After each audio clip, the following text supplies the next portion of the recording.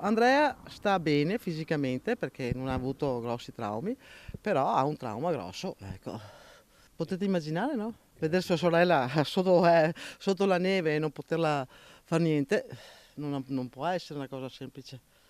Cioè non era un amico, non era un compagno, era una sorella. È tornato a casa Andrea Denardi, il 51enne sopravvissuto alla tragedia di Forcella Giau sopra Cortina, costata la vita alla sorella Elisa, 40 anni, che ha tentato disperatamente di salvare, e all'amico Abel Ayala a 38. Sono passate circa 48 ore da quella maledetta valanga che li ha travolti nell'abitazione di Via dei Pascoli a Conegliano, dove Andrea vive con la madre. C'è solo e soltanto dolore, poche le parole. Il 51enne, dopo aver parlato con gli inquirenti, si è chiuso nel suo silenzio. Solo una zia ricorda quel legame speciale tra lui ed Elisa, 11 anni di differenza. Erano attaccatissimi perché tutte le domeniche quasi, cioè quando potevano andavano assieme.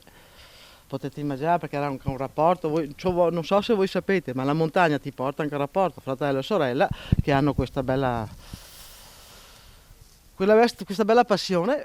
Era un rapporto eccezionale, con due caratteri diversi ma attaccati. Cioè, ecco, anche per quello che erano eccezionali, perché avevano due caratteri diversi. Non era la prima volta che andavano via assieme, erano anni che andavano via assieme. L'ultimo saluto a Elisa è previsto sabato alle 10 nel Duomo di Conegliano, con i familiari che ringraziano il soccorso alpino. Venerdì pomeriggio l'addio ad Abel nella sala del commiato del crematorio, sempre di Conegliano. Intanto gli uomini della Guardia di Finanza, coordinati dalla Procura di Belluno, stanno ricostruendo i minuti che hanno portato alla tragedia. Si deve capire se il distacco sia avvenuto per opera dell'uomo. Non si può escludere il coinvolgimento di altri scialpinisti. Al momento però non ci sarebbero indagati. Resta il dibattito anche tra gli operatori del soccorso sull'opportunità di interdire le aree maggiormente a rischio valanghe. Sul tema interviene anche il presidente della Regione del Veneto. Hanno ragione perché poi loro sono gli esperti, dall'altro noi non possiamo immaginare che lo sci alpinismo scompaia, però dall'altro bisogna anche dire che ci sono delle condizioni